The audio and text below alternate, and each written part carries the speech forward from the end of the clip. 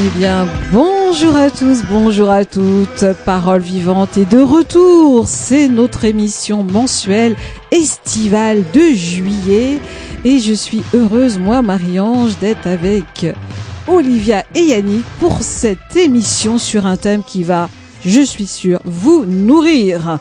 Nous sommes sur le ressourcement dans nos vies. Mais avant, comment vont nos chers chroniqueurs animateurs?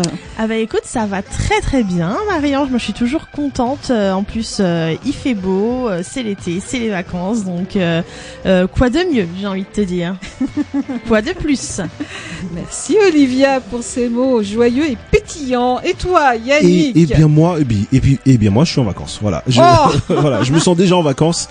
Ça va très bien, hâte de parler avec vous de ce sujet qui est, ma foi, très inspirant. J'espère que tu vas bien, toi, Marie-Ange. Écoute, je vais bien. Effectivement, l'été me porte. Et nous sommes au début de cette belle saison. Tout à fait. Alors, les vacances, et on pourrait même dire la vacance. Comment est-ce que dans nos vies, nous pouvons intégrer de la vacance, de la disponibilité intérieure?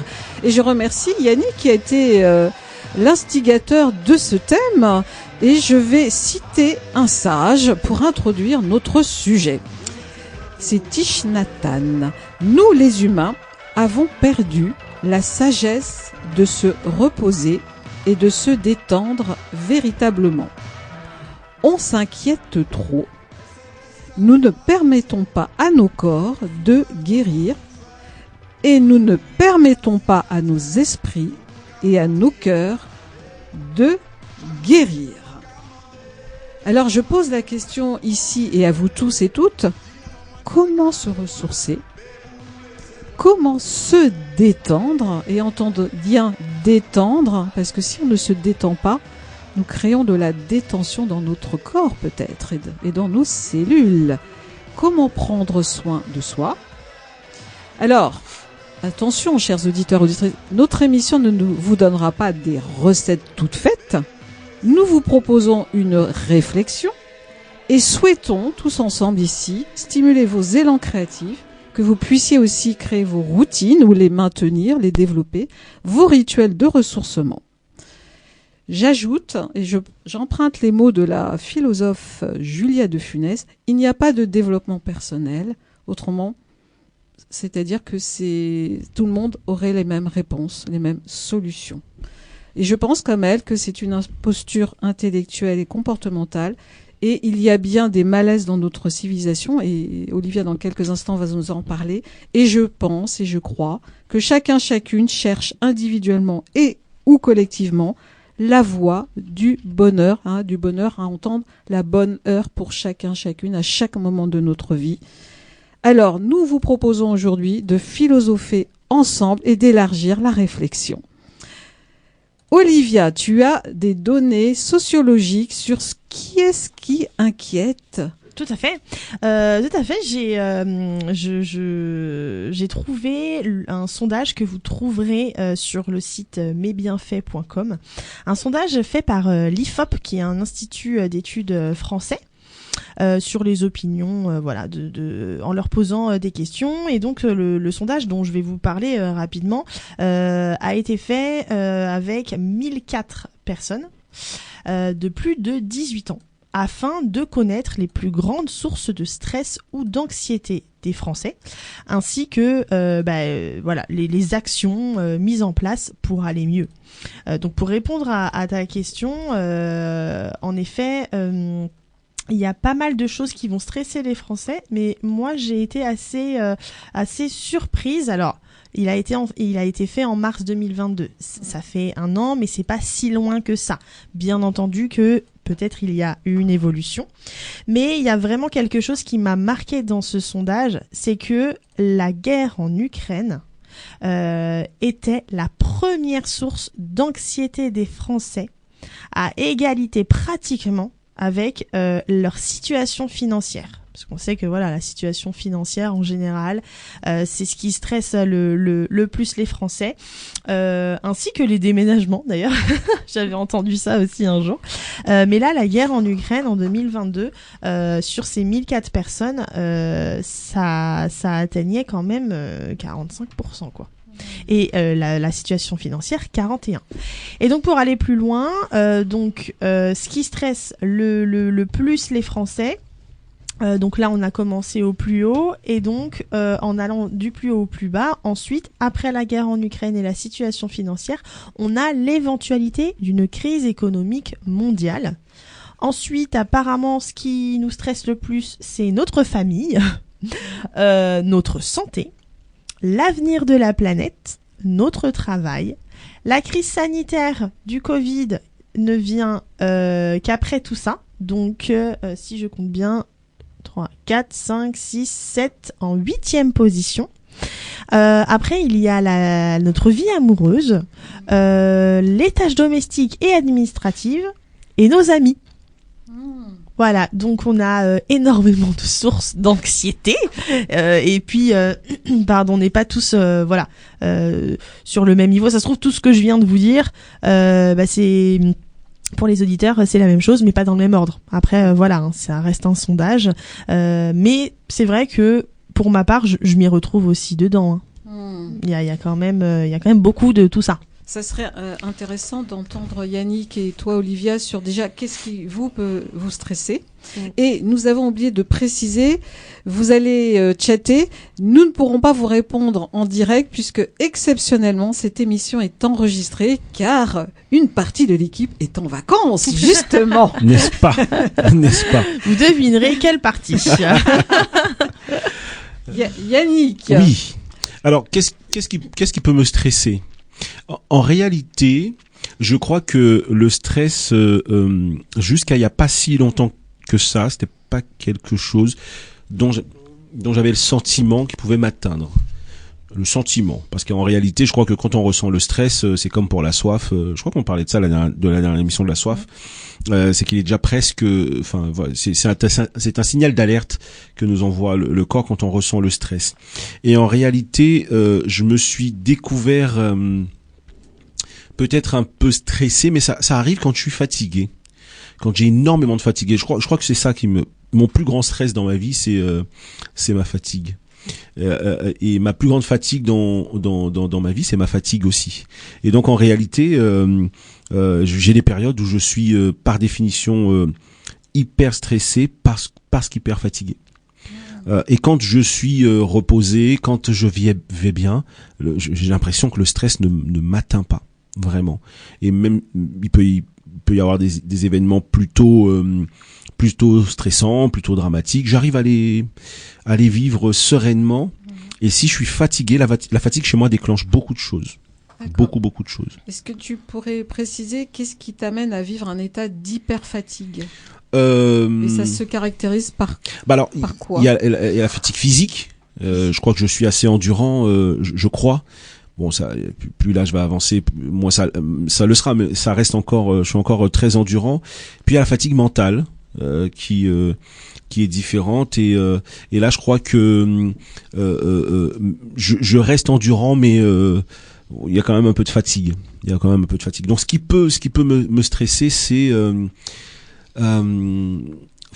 je sais pas comment dire ça sans être trivial, mais en réalité, par exemple, sur le plan mental, j'ai énormément de mal avec les choses bêtes. Voilà. Qu'appelles-tu les choses avec bêtes? Les réflexions, les réflexions qui me semblent dénuées de sens, les gens qui sont dans le jugement, les gens qui sont dans le jugement de valeur, hein, je veux dire, voilà, je me comprends tout à fait dans ce que je suis en train de dire, mais j'essaie de matérialiser ça pour que vous puissiez le comprendre, et sans être schématique et insultant, parce que si je voulais l'être, je dirais que j'aime pas être avec des gens qui n'ont pas de réflexion, mais pour aller plus loin que ça, je veux dire que toutes les situations sont différentes, toutes les données dans une vie, elle est différente, et qu'on peut pas juger une situation d'une manière générale, parce que chaque situation est unique. Et moi, je suis très dérangé quand tu es avec des gens qui portent des jugements. Voilà, c'est mon plus grand stress mental, c'est être avec des gens qui portent des jugements sur la valeur de l'autre. Voilà. Ah, c'est intéressant parce que ça veut dire que ça t'impacte et Tout ça à fait. te plombe Tout à fait. et ça te fatigue. Donc ça sera intéressant par la suite de voir qu'est-ce qui peut te défatiguer. Et j'aime bien parce que tu t'es repris. Tu as dit, ça me dérange, parce que on entendait que tu te mettais toi-même à juger ceux qui Bien sont sûr, jugeants. complètement. Donc ça te dérange et ça te fatigue. Ça me fatigue. Alors, on laisse là, ou est-ce que tu voulais développer pour que j'entende aussi Oui, et puis- Olivia? Et puis, la deuxième chose, très rapidement, c'est que Oui. moi, il y a une autre chose, c'est que c'est le manque de sincérité. Voilà. Les gens qui sont pas honnêtes, les gens qui sont pas sincères. Je peux l'entendre hein, quand il s'agit de choses importantes, graves, des questions de vie ou de mort, j'en sais rien. Bon, il y a certainement des situations qui nous amènent à ne pas forcément être totalement honnêtes pour ne pas blesser l'autre, pour ne pas faire bon. Mais c'est quelque chose qui, quand ça touche des gens qui me sont très chers, ça c'est des choses qui me font très très mal. Et tu sais ce qui te fait mal? Qu'est-ce qui est blessé en toi? C'est le fait que je pense que c'est mon cœur tout simplement, parce que c'est le fait que cette personne qui est censée m'être proche n'ait pas eu suffisamment confiance en moi, en ma personne, en ma capacité de ne pas la juger, de comprendre la situation pour ne pas être honnête ou mentir. Voilà. Et ça, je crois que c'est ce qui est difficile pour moi vis-à-vis de l'autre personne, mais difficile pour moi vis-à-vis de moi-même. D'accord. C'est-à-dire que j'ai quelque part pas su donner assez confiance pour qu'on ose me dire les choses telles qu'elles sont sans les édulcorer ou modifier la réalité tout simplement. Donc, quand je t'entends, il y a une blessure d'amour et Oui. peut-être même derrière de la tristesse et de la C'est peine. sûr, c'est sûr. Ouais. Ok. Ça serait intéressant, si tu le souhaites et si c'est pas indiscret, d'avoir une situation au cours de l'émission. Oh, bah, des situations, bon, oui, il peut y en avoir des situations, pas de souci. Merci Yannick. Avec plaisir. Olivia, qu'est-ce que ça t'inspire Eh ben, dans ta écoute, propre vie? je réfléchissais pendant la vie de Yannick. La vie, L''AVIS. Ah oui, et la vie, elle a VI. Ouais, très joli. Non, je réfléchissais parce que je me rends compte que beaucoup de choses me stressent dans la vie. Beaucoup. Ouais, beaucoup. Et je pense que c'est aussi dû à mon hypersensibilité, parce que parfois j'ai du mal à, parfois beaucoup souvent, du mal à gérer mes émotions. Et c'est fatigant en fait, parce que quand t'arrives pas forcément à évacuer ton stress, ton anxiété, et je pense qu'en plus je suis de nature anxieuse, mais ça j'ai appris à le reconnaître en fait au fur et à mesure des années, parce que j'ai été quand même assez protégée pendant des années, voilà, donc on se rend pas forcément compte parce que on n'est pas forcément confronté à la vie réelle quand on est élevé dans un cocon. Et du coup, il y a beaucoup de choses que je me suis prise de plein fouet, je dirais, quand j'ai commencé à vivre dans la vraie vie et à être confrontée aux choses de la vie quotidienne, en fait. Et je me rends compte, qu'il y a beaucoup de choses qui vont me stresser. Alors, ça peut être des situations, par exemple, si tu me dis, Olivia, faut qu'on parle. Alors là, mais moi je fais une syncope. Enfin, tu vois, c'est vraiment, j'imagine tout de suite le pire. Oui, je t'ai entendu rire, Yannick. Non, pas de souci. J'imagine tout de suite le pire. Enfin, je me fais des scénarios toute seule. Donc en plus, les choses prennent une ampleur. Mais c'est toute seule. Donc je pense que je suis de nature anxieuse, je suis hypersensible. Ce qui va me fatiguer aussi beaucoup, c'est le bruit. Paradoxalement, je pense pas être quelqu'un d'hyper discret, donc mais les petits bruits répétés, les petits les cris, quelqu'un qui va parler beaucoup tout le temps. Enfin voilà, et ça me stresse, ça me fatigue, ça joue vraiment sur mon état général. Et ouais, j'essaye quand même, et j'ai essayé dans ma vie plein de choses pour décompresser, mais ça a toujours été des solutions temporaires. parce que je suis jamais allée jusqu'au bout, ou alors j'ai jamais vraiment trouvé quelque chose qui m'allait. Et puis je suis pas quelqu'un de très patient, donc faut que quand je teste quelque chose, ça fonctionne tout de suite. Et en fait, non, c'est pas toujours le cas. Surtout quand c'est quelque chose de profond et que ça fait partie de ta matrice. Et ben en fait, tu l'effaces pas comme ça. Donc voilà, à peu près ce que je pourrais dire. J'ai même pas d'exemple de quelque chose qui me stresse. Enfin, je peux avoir, par rapport à ce que j'ai dit au début, la famille, ça peut me stresser. Des situations avec des amis, ça a pu m'arriver. Le travail, forcément. Enfin, en fait, je crois c'est compliqué de pas être stressé par le travail alors qu'on y est 80% du temps.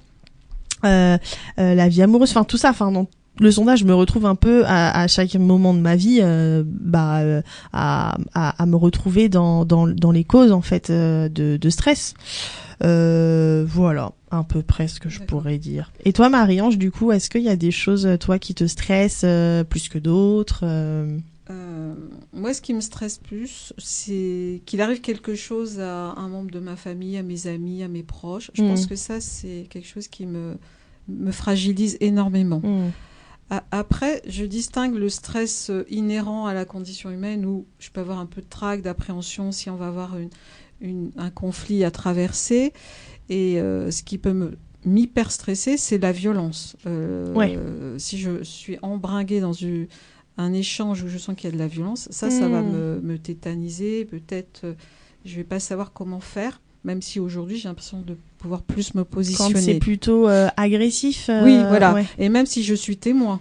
Ouais. C'est-à-dire, parfois, tu es témoin d'un conflit entre deux personnes et tu commences à te positionner. Et je sens à ce moment-là que j'ai une boule au niveau du plexus, je commence à pas être bien. Et tu vois, je vais partager quelque chose qui s'est passé ce matin. J'avais un cours de yoga. Là, c'était pas agressif, mais c'était quelqu'un partageait qu'elle avait eu, elle a eu, elle a un cancer du sein. Et elle a eu des traitements et elle parlait de cette situation. Et puis il y a une autre personne qui a parlé qu'elle a dans sa vie un enfant qui est schizophrène et qui n'a pas été diagnostiqué. Comment la difficulté en tant que parent et comment la difficulté dans la fratrie, que cet enfant qui n'a pas de limite, qu'il faut cadrer, canaliser, et qui devenait agressif avec son grand frère. Et à ce moment-là, moi, j'ai senti une vague de stress en moi, comme si j'étais concernée par cette situation. Mais là, avec de l'empathie, en fait, une sorte de sentiment d'impuissance et me dire, waouh, c'est dur ce qu'elle vit. Ça peut me déstabiliser. Et si je me régule pas pour respirer, pour accueillir l'émotion, parce qu'à la limite, ça m'arrive quand quelqu'un partage quelque chose d'aussi douloureux. Et aujourd'hui, que c'est bon, il n'y a pas d'autre choix. Autrement, ça me crée des tensions et ça va me fatiguer. Oui. L'idée, c'est de rester le plus possible légère, en fait. Et les émotions, j'apprends, c'est à tous les pas qu'elles se cristallisent et que je crois que alors dans cette pièce on fait pas tous partie de la même génération, mais voilà, on n'a pas 15 ans, donc aujourd'hui on s'intéresse beaucoup plus à la psychologie de l'enfant et on a beaucoup d'outils pour parler justement des émotions. Et je crois qu'il y a un livre qui est assez connu, le livre des émotions, avec des dessins de toutes les couleurs qui représentent des émotions différentes, et on le trouve sous toutes les formes, ce livre. Et c'est vrai que moi je trouve ça génial de pouvoir apprendre aux enfants à reconnaître quel est l'âge tôt possible, quand ils sont en âge de comprendre. C'est bien parce que moi on m'a pas forcément parlé de mes émotions, on m'a pas forcément appris à les gérer et à comprendre en fait pourquoi je pouvais ressentir ça ou ça. Et après, ça va dépendre aussi de la capacité aux parents d'accueillir les émotions et les questionnements des enfants, et ça après j'ai envie de dire c'est propre à chacun quoi. Donc mais ça peut aider pour la suite.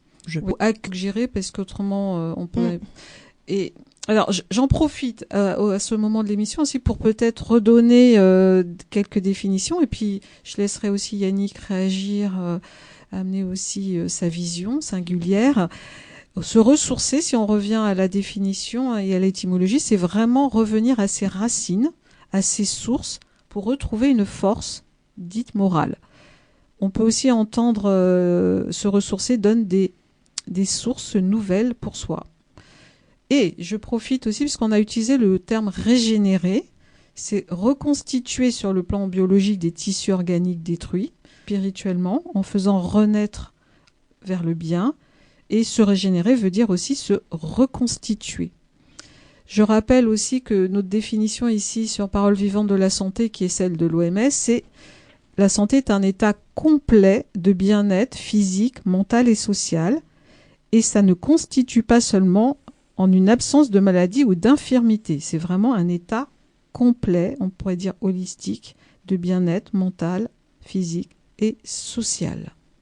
Et c'est intéressant de voir pour chacun où est-ce qu'on en est dans notre corps, dans notre esprit, dans notre cœur, puisqu'on parlait du cœur tout à l'heure, et socialement.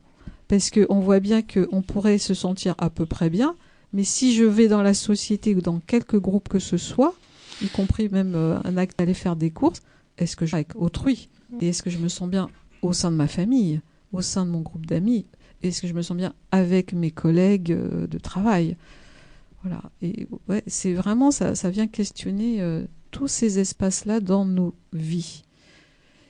Yannick, je te vois pensif et as-tu une réflexion à amener sur ce qui vient d'être partagé et déposé? Alors, non seulement je suis pensif, mais vous savez que on n'est pas en direct avec vous, et c'est la raison pour laquelle Marion, je vous l'ai précisé tout à l'heure, mais néanmoins, à la préparation de cette émission, on avait lancé le sujet. Et on a quelques retours de personnes, alors si on n'est pas en plein direct, mais on va avoir quand même quelques retours de personnes qui vont pouvoir nous dire un petit peu ce qu'ils pensent. Et avant de pouvoir lire les messages et laisser un peu arriver ces messages, moi ce que ça m'évoquait tout à l'heure, je réfléchissais pendant que Olivia parlait. Olivia disait que beaucoup de choses la stressaient. Et en réalité, je ne sais pas si on a une vraie définition du stress. Qu'est-ce que c'est que le stress? Est-ce qu'on n'utilise pas le stress parfois peut-être pas forcément d'une manière très très très juste? Est-ce que on parle de contrariété? Est-ce qu'on parle d'angoisse? Est-ce qu'on parle... J'ai l'impression parfois qu'on mélange un peu tout ça, et même dans notre langage courant, on peut dire tu me stresses. Tu me stresses, est-ce que tu me stresses vraiment? Est-ce que je suis stressé, ou est-ce que c'est juste une figure de style? Est-ce que c'est juste une façon de parler que de dire tu me stresses? Et en réalité,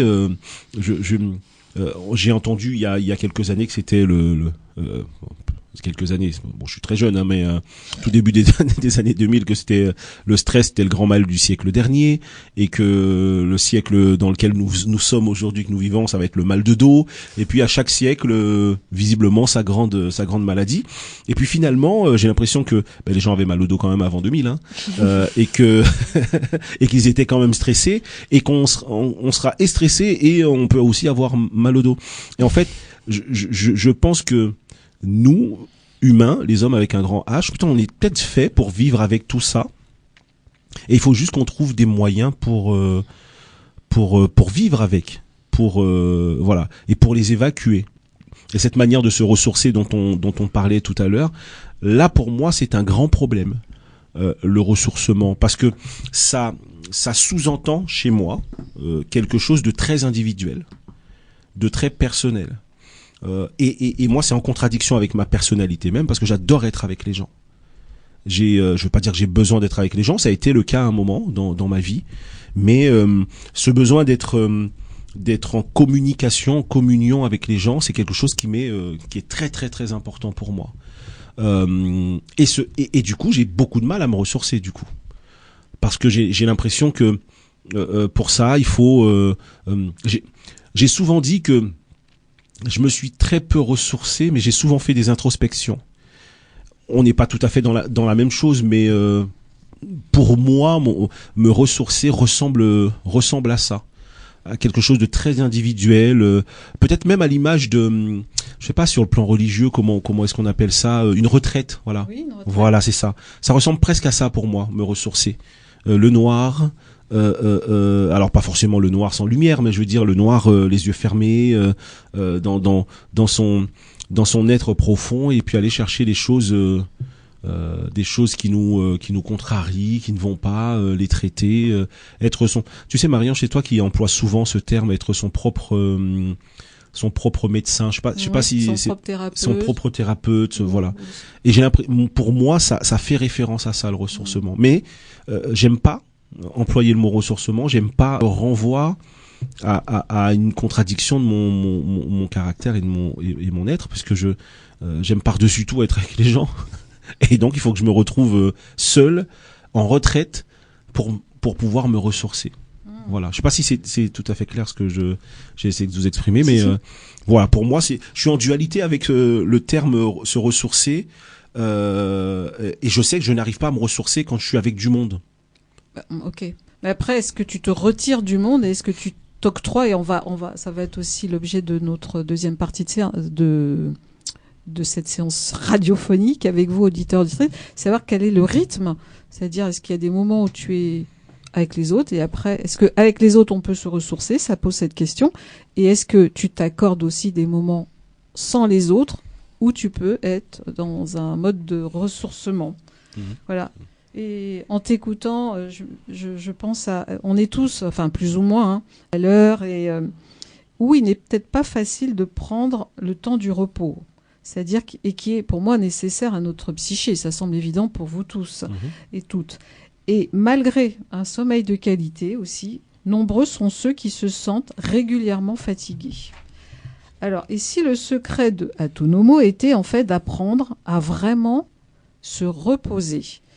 Et on va peut-être voir avec toi, Yannick, déjà, qui sait avoir un sommeil réparateur de qualité, qui a le nombre d'heures suffisant, puisqu'on n'est pas égaux tous ici. Certains ont besoin de 7 heures, 8 heures, d'autres 5 heures. Peut-être certains, exception 4 heures, et d'autres un peu plus. Bon, déjà, quand il y en a plus, il faut voir s'il n'y a pas de l'hypersomnie et si c'est pas un refuge, si le sommeil n'est pas devenu un refuge. Et d'ailleurs, on voit bien, il y a des personnes qui disent « elles sont pas du tout reposées ».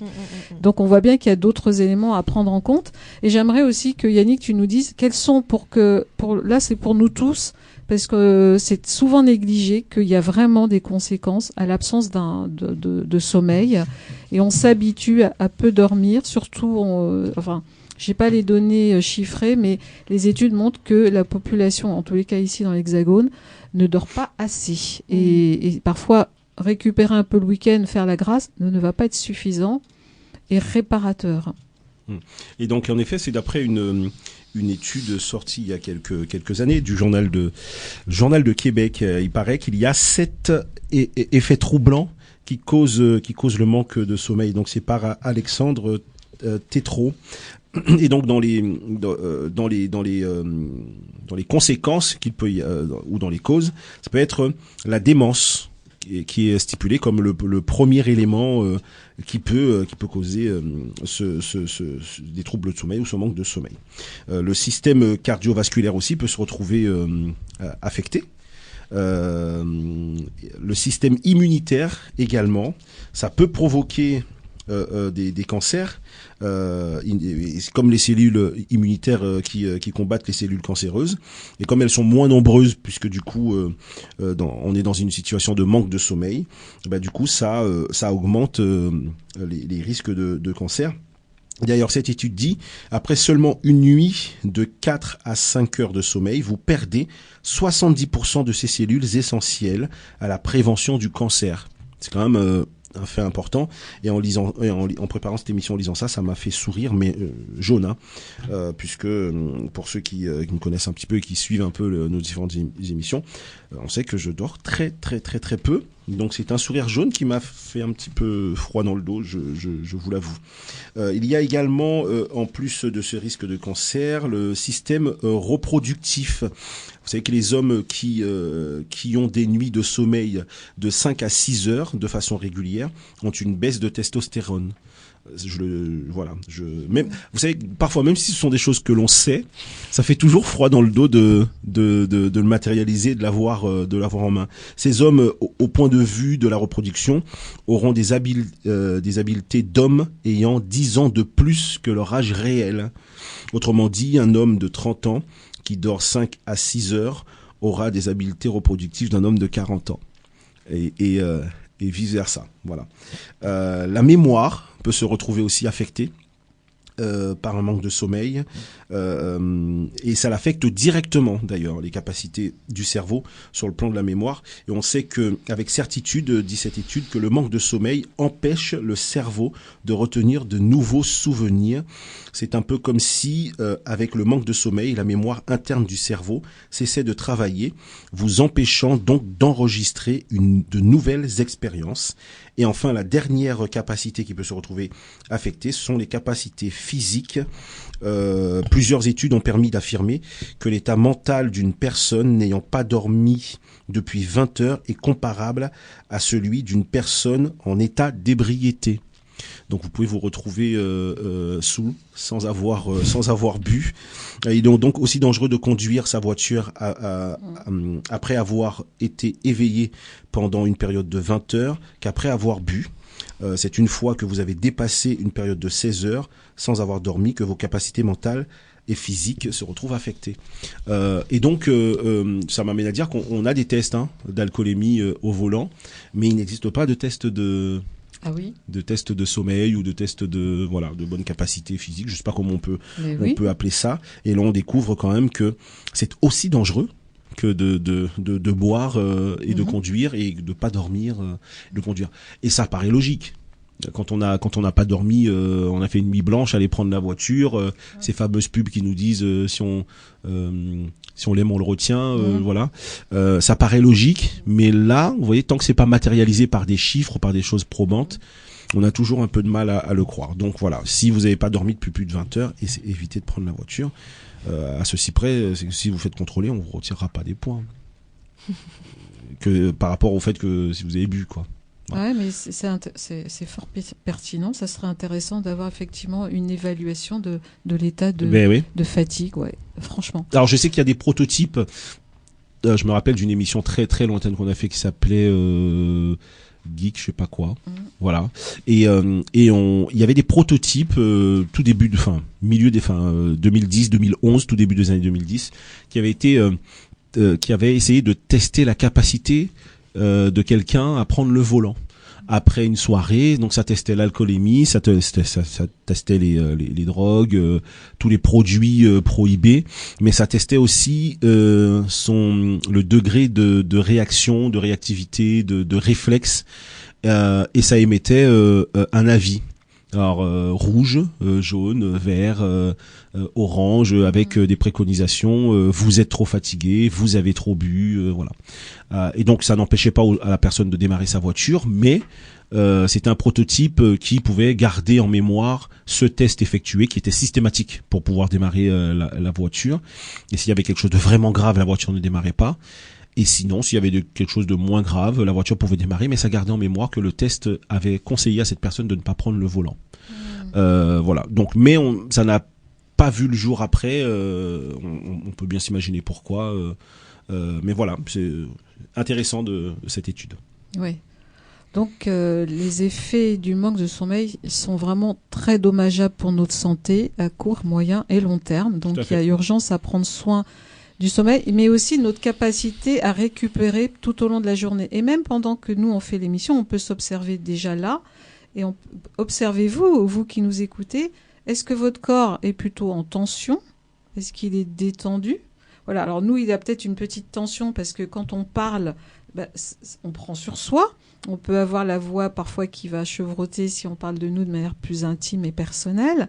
Déjà, c'est d'observer est-ce qu'on est détendu dans des situations qui ne nécessitent pas de réagir, d'adapter notre position et de poser une action où on va mettre le corps un peu en stress. Moi, je vais rajouter par rapport à ta réflexion, le stress, il fait partie de nous, c'est-à-dire qu'il nous permet d'agir et de faire des actes adaptés. C'est-à-dire si je dois c'est peut-être pas bien courir parce que je voudrais avoir mon bus et que je suis partie un peu après l'heure. Mon corps, il va être stressé. Si je prends la parole et que c'est la première fois que je parle devant un public et même l'action répétée fait qu'à chaque fois que je prends la parole, j'ai un peu de stress. C'est-à-dire, je sens que mon cœur s'emballe, je transpire. C'est normal. Mais si ça continue pendant toute la conférence ou pendant que je prends la prise de parole, là, il y a un stress continu. Voilà. Et si le stress est continu, là, c'est embêtant. C'est-à-dire, c'est comme si on était des petites souris. C'est pas bien l'exemple que je prends, mais et là, c'est des horribles expérimentations faites sur les animaux, j'espère qu'il y en a de moins en moins, où si on leur met de l'électricité, elles sont tout le temps stressées en fait. Et nous, des fois, avec les événements extérieurs ou dans nos relations, on est tout le temps en tension, surtension. C'est de vérifier dans notre vie si on n'est pas tout le temps ou très souvent en surtension sur des situations qui ne nécessitent pas d'être en surtension, c'est-à-dire à se mobiliser comme si on allait attaquer, comme si on devait fuir, comme s'il y avait un danger. C'est-à-dire que ça vient activer chez nous le limbique, là, le côté territorial, je t'attaque, et du coup on est tout le temps comme ça en mode sur ses gardes. Et effectivement, c'est épuisant. Moi, j'ai été longtemps comme ça, tout le temps sur mes gardes, et ça m'a bouffé de l'intérieur. Je veux dire, je pense que ça a été concomitant à mon passage dépressif il y a plusieurs années en arrière, et aussi à mon corps qui a été carencé parce que ça puise nos ressources vitaminiques, oligoéléments, etc. Parce que le corps, il a besoin de nourriture et de tenir.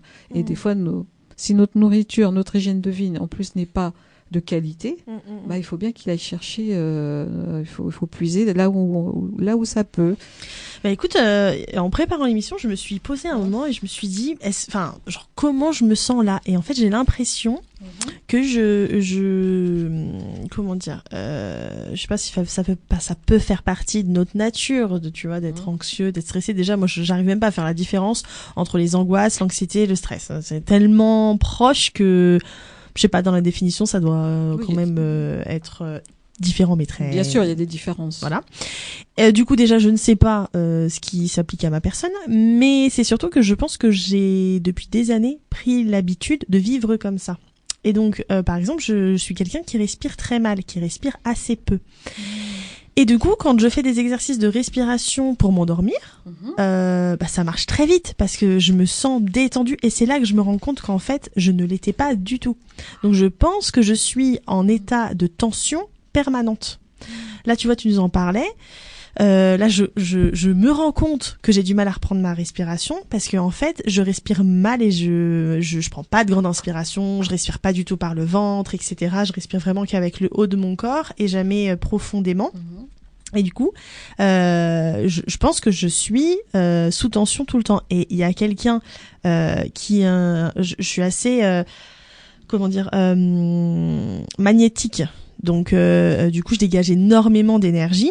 Et il y a quelqu'un une fois qui a voulu faire du magnétisme sur moi et il m'a dit mais tu fais comment en fait, tu fais comment pour être comme ça tout le temps? Et en fait, je ne savais pas forcément de quoi il parlait parce que c'est mon état naturel pour moi. Et en fait, il a fait du magnétisme et il était épuisé. Parce que du coup, moi je refile beaucoup de choses sans m'en rendre compte. Et je pense que inconsciemment, je dois, quand il y a la possibilité, prendre de l'énergie de l'autre dans ces cas-là. Et en fait, il était au sol, quoi. Et au début, quand j'allais chez l'ostéo, à la fin de ma séance, il était, mais vraiment, hein, il dit voilà, j'ai besoin de m'asseoir parce que en fait, à chaque fois que je te manipule, ça me fatigue. Et alors, c'était il y a des années. Aujourd'hui, il a d'autres techniques. Avec le monde qu'il a vu, il sait se protéger aussi, ce qu'il ne faisait pas forcément assez avant. Et en fait, je pense que j'ai énormément d'énergie et je suis tout le temps sous tension. Et l'année dernière, on parlait en off un jour, Marie-Ange, de charge mentale. Je pense que j'en ai pas mal et en tout cas, je m'en mets beaucoup. Et en préparant mes vacances, ce qui est quand même censé être un moment de détente, je me suis mis dans un stress pas possible. Et en arrivant, la première fois que j'arrive sur mon lieu de vacances et que je rentre dans la piscine, je pense que mon corps se détend seulement à ce moment-là, donc lâche prise, et j'ai enfin c'était pas mon thorax, c'était dans l'arrière de mon dos et au niveau du torse, au niveau du cœur, ça s'est complètement contracté. Parce que je pense que mon corps a aussi l'habitude de vivre comme ça, contracté tout le temps, et au moment où je me décontracte, en fait j'ai d'énormes douleurs qui arrivent. Et donc cette contraction du dos aussi vient dans des grands moments de stress où tout se compresse en fait. Donc voilà, je suis pas le meilleur exemple de détente et de ressourcement, mais de stress oui, je suis une grande spécialiste. Donc je sais comment ça peut se matérialiser, et moi j'ai appris à vivre avec, et au final c'est au moment où j'arrive à me détendre que je me rends compte que je ne l'étais pas. Mais c'est précieux, merci de ton témoignage, parce que ça parle à beaucoup de personnes. Je ne suis pas sûre qu'au niveau de la population mondiale, combien de personnes vivent avec une respiration ample dans un corps détendu. Ouais, non, je crois que ça n'existe pas beaucoup. Regarde des moines en haut de leur montagne, peut-être. Je suis pas sûre. Ça dépend des moines ayant une pratique corporelle. La difficulté, c'est que s'il n'y a pas de pratique corporelle, on passe à côté de la vraie détente. Et même quand on voit certains profs qui font du qigong, du yoga, je peux pas généraliser, mais parfois même eux, dans la vie du quotidien, ils n'ont pas cette respiration qu'ils ont quand ils pratiquent. Et je rappelle à tous, ou j'informe, que notre respiration dans le ventre abdominal, c'est celle qu'on a quand on est bébé, si tout s'est passé à peu près bien, que le bébé n'est pas déjà contracté en venant au monde. C'est-à-dire, le ventre, si vous observez des bébés et des jeunes enfants encore, ils ont cette respiration dans le ventre qui est là. Bien sûr qu'après, hélas, peut-être elle se perd, et que nous sommes obligés d'être comme une rééducation pour retrouver cette respiration. Mais ce qui est quand même chouette, Olivia, c'est que tu as conscience. Donc quand on a la conscience, on peut déjà changer, si on le souhaite, cet état où tu sens que tu es dans la contraction de manière constante. Et ramener ta conscience de temps en temps par une respiration consciente. Alors tu l'appelles comme tu veux, il y a plein d'approches, que ce soit la cohérence cardiaque, c'est fabuleux aujourd'hui, vous avez plein de petites vidéos qui vous permettent, en regardant une image, de regarder la boule qui monte et qui descend sur, je crois, une inspiration sur 5 temps, une expiration sur 5 temps. Bien. Et ça, si vous faites ça 3 minutes x 3, idéalement par jour, mais vous allez voir, ne croyez pas ce que je dis, expérimentez. Et même 1 minute déjà en écoutant l'émission, en vous concentrant sur juste un inspire par le nez très lentement et une expiration qui dépasse même le temps de votre inspire, vous allez voir. Alors bien sûr que si quelqu'un commence à avoir des réactions bizarres et que ça vous fait peur, arrêtez tout de suite, parce que hélas, le fait de réapprendre, de retrouver cette respiration peut créer des désagréments et parfois des symptômes gênants, y compris comme des tétanies, de spasmophilie, et ça fait peur. Donc, si vous êtes trop contracté, trop pressurisé, faites-le en étant accompagné et voyez ce qui se passe, expérimentez. Voilà, ça convient pas à tout le monde dans un premier temps et parfois il faut passer par autre chose ou par la médiation d'un tiers. Avant de lire, est-ce qu'il y a des témoignages? Il y en avait aussi Michel Simès que nous avons en vidéo. C'était toi qui nous dis si on commence déjà par quelques témoignages.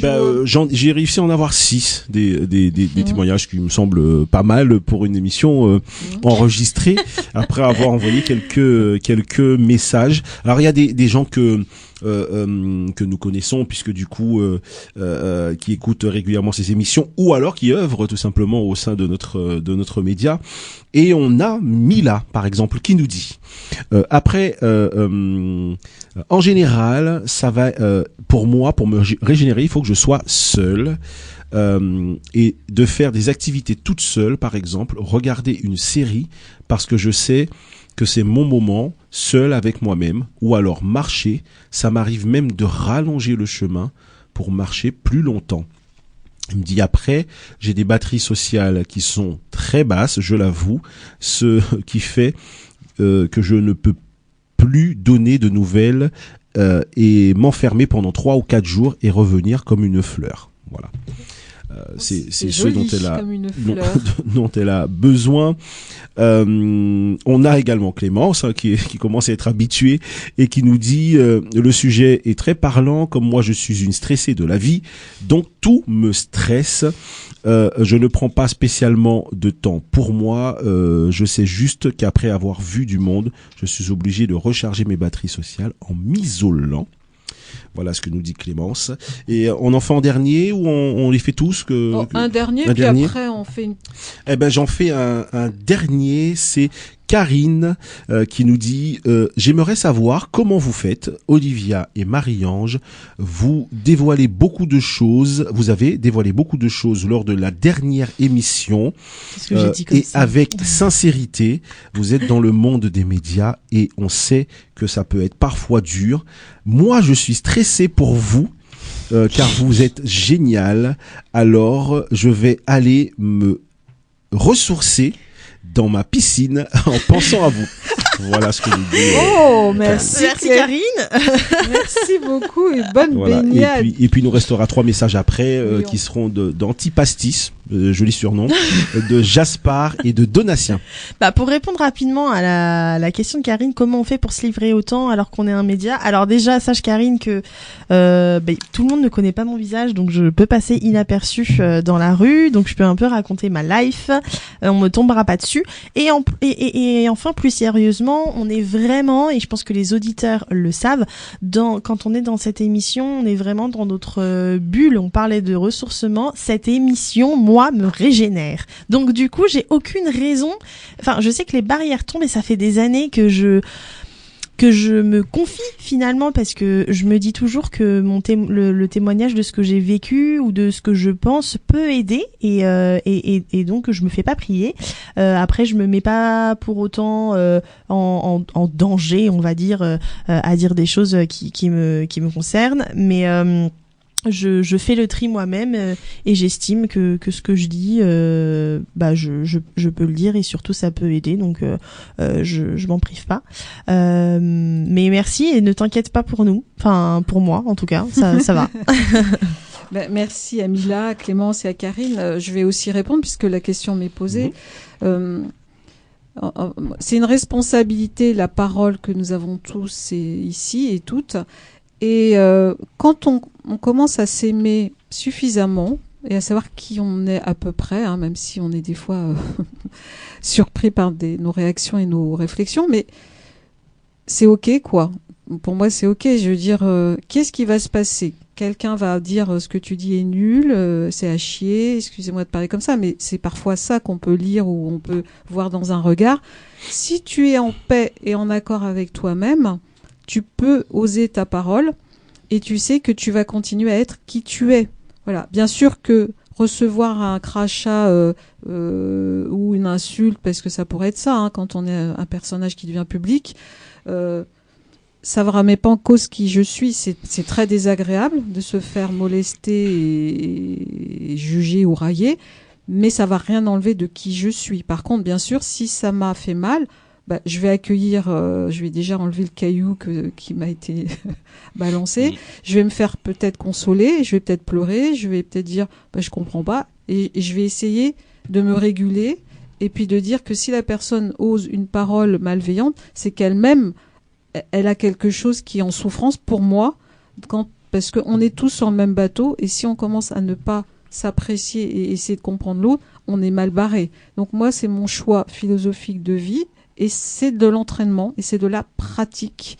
Et parfois, je peux être désarçonnée. Et comme dit Olivia, les personnes ne me reconnaissent pas dans la rue. Et même si ça arrive qu'on me dise « Ah, mais je vous ai entendu » parce que parfois je fais des petites vidéos YouTube.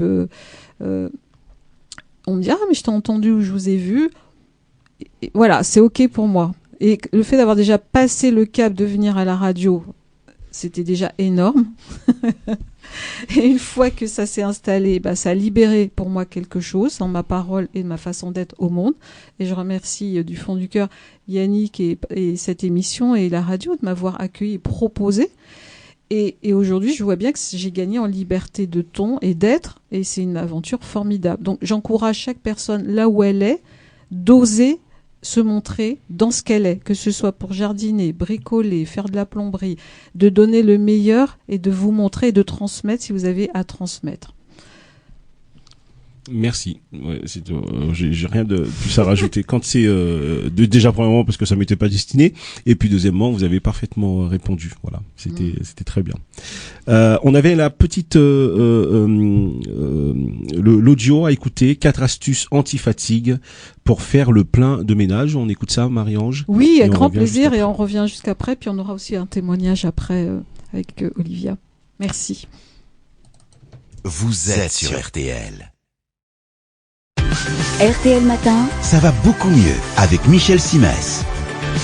Bonjour Michel. Bonjour Yves. Ce matin, vous vous attardez sur un mal planétaire, la fatigue, et vous avez quelques conseils à nous donner en fait pour tenir la distance. Ouais, je suis fatigué. Voilà. Combien de fois avez-vous prononcé ou entendu ces mots ? Le fait est que la fatigue est la plainte la mieux partagée du monde. On en connaît les causes, le manque de sommeil bien sûr, mais aussi les problèmes financiers, le surmenage, les conflits relationnels, la charge de travail, le stress généré par les technologies numériques et tant d'autres. Ouais. À chaque problème, à chaque personne correspond une solution, mais on peut quand même essayer de faire le tri entre ce qu'il faut faire et ce qu'il faut éviter de faire pour réduire les risques d'avoir l'impression de vivre sur les rotules. Donc ce que vous nous proposez, ce sont des choses à avoir en tête au quotidien si on veut en gros augmenter ses chances d'être en forme. Voilà, on va commencer par le sommeil. Mm-hmm. Il faut dormir au minimum 7 heures par nuit. Ce que je vous dis là est théorique, mais franchement, si vous avez la possibilité d'organiser votre vie pour qu'il en soit ainsi, n'hésitez pas. Parce que tant de problèmes découlent du manque de sommeil, l'obésité, le diabète, certaines maladies cardiaques, l'augmentation du risque d'accident vasculaire cérébral. Donc 7 heures minimum, 7 heures auxquelles, dans l'idéal, vous ajoutez une sieste d'environ une demi-heure dans la journée. Si c'est possible, là encore, saisissez l'occasion, mais faites-le entre 13 et 15 heures après avoir déjeuné. Précisément, le déjeuner, dites-nous ce à quoi ressemble le repas idéal. Pas de repas adapté à nos besoins sans légumes, qu'ils soient crus ou cuits. Il vous faut aussi une portion de féculents, pâtes, pain, pommes de terre, etc. et une source de protéines, viande, œufs ou poisson. À ces 3 piliers que sont les légumes, les féculents et les protéines, s'ajoutent des fruits et des produits laitiers. Si vos apports journaliers ressemblent à ce que je viens d'énumérer, vous vous mettez automatiquement dans de bonnes dispositions pour être en forme. A contrario, il y a des choses qui, en matière d'alimentation, vous fusillent systématiquement. Vous savez que si vous le faites, vous le paierez. Alors allez-y, dites-nous. Alors, à éviter donc, sauter le petit déjeuner. Boire plus de 5 cafés par jour, boire du vin à midi, préférer les sodas à l'eau claire, manger trop gras le soir et déjeuner ou dîner en moins de 20 minutes. Voilà, je vous ai donné l'essentiel. Maintenant, c'est à vous de voir. Bon, je suis étonné parce que vous n'avez pas encore parlé du sport. Attendez, j'y viens. Dans la journée, vous devez trouver le moment de marcher pendant une demi-heure minimum. Par ailleurs, faites en sorte de caler au moins 2 séances de sport par semaine. S'il vous reste un peu de place pour quelques séances de gainage abdominal, ne vous faites pas prier. Et pour finir, il y a la douche. Comment ça, la douche ? Oui, on prend souvent des douches trop chaudes et trop longues. Quand la température de l'eau est supérieure à 39, ça fatigue l'organisme. Donc à l'avenir, tournez un peu plus le robinet bleu et un peu moins le robinet rouge. Et surtout, ne restez pas 20 minutes sous l'eau. Les choses sont claires. Merci Michel et à demain. À demain. Merci Michel. Merci Michel. Bon, est-ce que... j'ai reconnu au moins une chose qui me fusille du coup, puisque je dors très très peu, même si je crois que j'ai gagné en temps de sommeil. C'est assez incroyable, mais pendant 14 ans, 15 ans, j'ai dû dormir 3-4 heures par nuit maximum. Et là aujourd'hui, depuis peut-être 2 ans, je dors entre 4 et 6. Et c'est pas mal. Je trouve que j'ai gagné en temps de sommeil et je le ressens maintenant quand je dors 3 ou 4 heures, je sens la différence. Il me manque ma petite heure minimum. Voilà. Donc j'ai gagné en temps de sommeil. Alors j'entends que c'est pas assez. 7 heures, ça paraît être un doux rêve pour moi. 7 heures de sommeil. On peut ne pas être complètement d'accord, même si Michel est un médecin. C'est-à-dire, est-ce que la question se pose ? On est tous différents. Donc moi, je pense que nos besoins, comme chez les enfants, quand on les voit évoluer, au même âge, ils ont pas les mêmes besoins. Oui, donc, avoir pour chacun, est-ce qu'on se sent bien reposé avec 7 heures, certains c'est 8 heures, 9 heures. Je pense qu'il a dû cibler des besoins généraux. Voilà, c'est très, voilà. Donc, si vous y retrouvez soyez assez, comment dire, vous regardez-vous, observez-vous et soyez assez juste avec vous-même Tout à fait. pour voir si vous êtes en carence, si ça va bien. Et puis, normalement, on le sent, c'est notre vitalité. C'est-à-dire, moi, je trouve pas normal que quand on soit alourdi quand on mange et que on n'ait pas de vitalité. On en perd beaucoup. Donc, bien sûr que la digestion prend de l'énergie, mais il y a des moments où on voit bien qu'il y a des gens qui sont en sous-énergie. Et tout leur coûte. Ouais, c'est Donc, d'ailleurs pour ça qu'il a parlé de légumes, de choses. Voilà, de pas et je pense manger de gras. et je pense que le corps n'est pas assez nourri dans tous les sens du terme. Ah oui, moi j'ai reconnu une deuxième chose, oh là, j'avais passé à côté. Sauter le petit déjeuner. Je fais régulièrement ça, mais c'est une habitude de vie. Donc j'entends. Et alors qu'avant le petit déjeuner c'était mon repas préféré. Je sais pas ce qui a changé ça. Et donc du coup je petit déjeune assez rarement. Donc peut-être que ça pourra changer. Mais alors, Monsieur Simès, il faudra m'expliquer après le pourquoi je prends du bois, hein, si c'est le cas, hein, parce que en sautant le petit déjeuner, je prends d'excuses d'avance. Il y aurait des choses à dire parce qu'on va en parler dans la dernière partie de l'émission sur le jeûne, le jeûne intermittent. Donc oui et non, mais par rapport à ce qui est dit, tout le monde, il y a des personnes qui sont très sédentaires et faire 3 repas, ça correspond pas à leurs dépenses énergétiques, caloriques. Bon. Non. C'est en question, même s'il y a des grandes choses à apprendre pour chacun et chacune. Et nous arrivons déjà à la pause. Et nous nous retrouvons dans quelques instants. Restez connectés, parce que Parole Vivante continue le ressourcement et comment se ressource-t-on. Et je crois que pour cette pause, on ne va pas passer de musique, mais on va être sur un ton plutôt humoristique avec Raymond DeVos qui nous parle de ses vacances. Ses vacances à Caen. À Caen.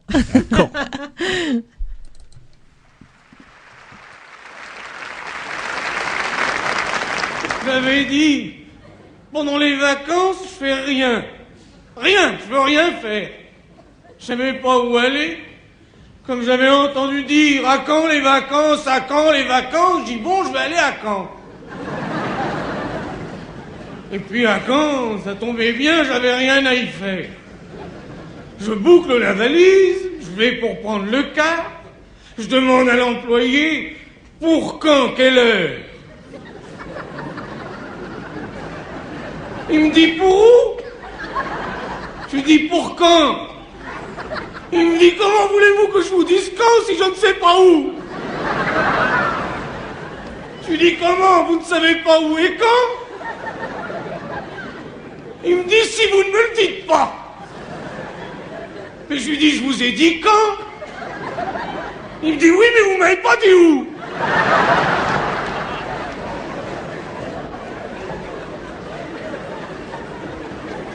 Je lui dis, monsieur, je vous demande une petite minute d'attention. Je voudrais que vous me donniez l'heure des départs des cars qui partent pour Caen. Je dis, enfin, monsieur, Caen, dans le Calvados. Il me dit, c'est vague. Je lui dis, en Normandie. Oh, je dis, ma parole, vous débarquez. Ah, il me dit là où a eu lieu le débarquement. En Normandie, à Caen. Je dis voilà. Eh bien, il me dit prenez le car. Je dis par quand? Il me dit par au car.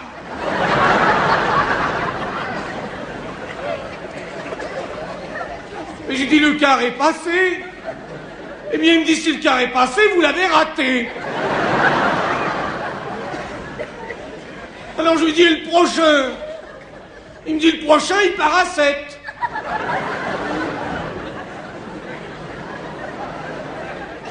Je lui dis mais il va à Caen. Il me dit non, il va à 7. Puis je lui dis moi je ne veux pas aller à 7, je veux aller à Caen. Il me dit d'abord qu'est-ce que vous allez faire à Caen? Je lui dis rien, je veux rien y faire. Eh bien, il me dit, si vous n'avez rien à faire à Caen, allez à 7. Je lui dis, qu'est-ce que vous voulez que j'aille faire à 7? Il me dit rien. Ah, je dis, bon, alors si j'ai rien à y faire, alors d'accord. Alors je lui dis, pour 7, il part à combien? Eh bien, il me dit, il part à 19, mais avec le chauffeur, ça fait 20.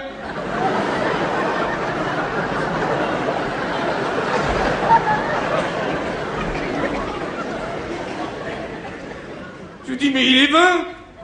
Il me dit, alors vous l'avez encore raté. Alors je lui dis, c'est trop tard. Il me dit, pour 7, oui, mais si ça vous dit d'aller à 3, j'ai encore une place dans ma voiture. Mais je lui dis, qu'est-ce que vous voulez que j'aille faire à 3? Il me dit, prendre le car. Ben, je dis, pour où? Il me dit, pour quand? Mais je lui dis, comment voulez-vous que je vous dise quand si je ne sais pas où? Il me dit, comment? Vous ne savez pas où est quand? Je lui dis, mais si je sais où est quand? Ça fait une demi-heure que je vous dis que c'est dans le Calvados, que c'est là où je veux passer mes vacances, parce que j'ai rien à y faire. Oh, il me dit, ne criez pas, on va s'occuper de vous. Alors il a téléphoné au dépôt.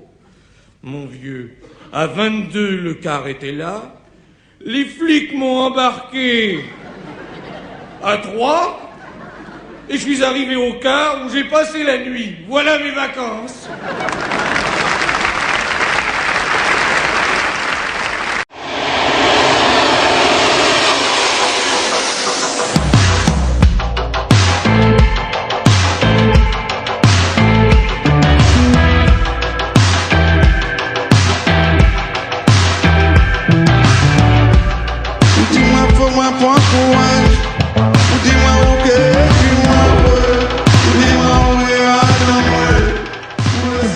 Eh bien, nous voilà. Courte pause avec Raymond qui nous a fait bien rire. À quand les vacances? Je trouve ça très drôle. Oui. C'est très bien écrit, ouais. Hilarant. Hilarant, ouais. Ah, mais ça fait du bien de rire. Hein. Nous avons besoin d'humour dans notre vie. Hein. Et puis j'aime bien ce mot humour qui rime avec amour. Et Olivia, nous sommes sur de la partie de l'émission. Nous allons parler, mais qu'est-ce qui concrètement nous ressource, en sachant qu'il n'y a pas de réponse générale. Tout à fait. Tout à fait. D'habitude, c'est pas moi la personne des chiffres, mais c'est Yannick. Mais bon, là, c'est moi qui étais sur les sondages, donc je reviens sur le même sondage tout à l'heure qui, je le rappelle, vous pourrez trouver dans son entièreté, dans son intégralité sur mesbienfaits.com. Je cite parce que déjà c'est ma source et puis surtout qui le mérite parce que c'est très intéressant et en fait dans la continuité de leur étude sur ces 1004 personnes, il y a 62% de ces 1004 personnes qui font des actions de leur propre initiative pour aller mieux. Donc, dedans, vous allez peut-être vous reconnaître. Il y a en premier pratiquer des activités physiques. Ensuite, améliorer votre sommeil, améliorer votre alimentation, pratiquer des exercices de respiration, pratiquer des activités culturelles et artistiques, prendre des compléments alimentaires, pratiquer la méditation. Et ensuite, il y a 3 petits pourcents qui font d'autres actions de leur propre initiative. C'est déjà des bonnes pistes, je trouve. Et puis, vous, chers auditeurs, soit ça vous donnera des idées, ou alors vous vous direz je fais déjà ça, je vais peut-être tester autre chose. Et seuls 30% des Français anxieux déclarent consulter au moins un spécialiste de santé pour réduire leur stress ou leur anxiété, puisque c'est bien beau de faire des choses de sa propre initiative, mais ça marche pas toujours. Et parfois, on ne sait pas quoi faire ou comment s'y prendre. Et donc là, du coup, dans ces 30%, il y a toute une liste de spécialistes qui sont consultés, en commençant par le médecin généraliste. On a l'ostéopathe, le psychologue, le psychiatre, le masseur kinésithérapeute, le sophrologue, hypnothérapeute, homéopathe, acupuncteur, chiropracteur, réflexologue, diététicien ou encore naturopathe. Parce qu'on a cette chance-là, c'est qu'aujourd'hui, il existe plein de choses et comme on n'est pas tous fait pareil, le spécialiste, on n'ira pas forcément consulter le même spécialiste que le voisin. Et je crois qu'avec tout ce qui existe aujourd'hui, si on est vraiment prêt à aller mieux et si on en a envie, on trouvera toujours quelqu'un pour nous aider si de nous-mêmes c'est compliqué.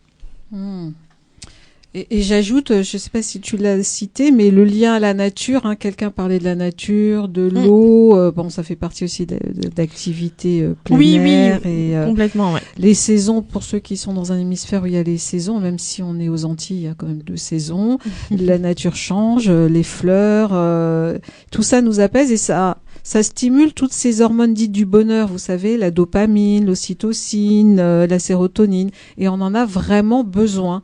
Et c'est vraiment, on a une pharmacie intérieure que nous pouvons utiliser. Et parfois, cette non-connexion avec notre corps et avec ces temps de ressourcement nous en prive.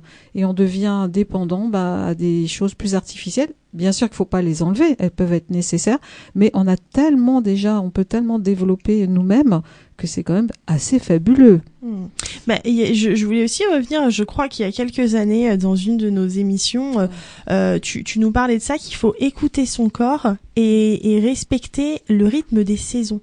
Parce que je pense qu'on est très déconnecté de la nature, alors que c'est quand même ce qui nous entoure. Alors c'est moins flagrant quand on habite dans une ville où tout est bétonné, je suis d'accord avec vous, mais c'est vrai que normalement on a toujours un petit coup de moins bien en hiver parce qu'en fait le corps a besoin d'hiberner, a besoin de plus d'énergie pour lutter contre le froid, a besoin donc de plus manger et on a besoin de rester sous sa couette, à dormir plus longtemps, à avoir un rythme de vie plus posé, ce qu'on n'a pas du tout en réalité. Du coup, au moment où on est censé se régénérer, donc comme les ours en fait en pleine hibernation si on veut schématiser un peu, on continue à avoir le même rythme en ne changeant souvent pas grand chose, mais même en enlevant des choses comme une activité sportive parce qu'on a un peu la flemme, il fait trop froid, donc en ne changeant pas les choses et en n'anticipant pas, et je suis la première à ne pas anticiper cette période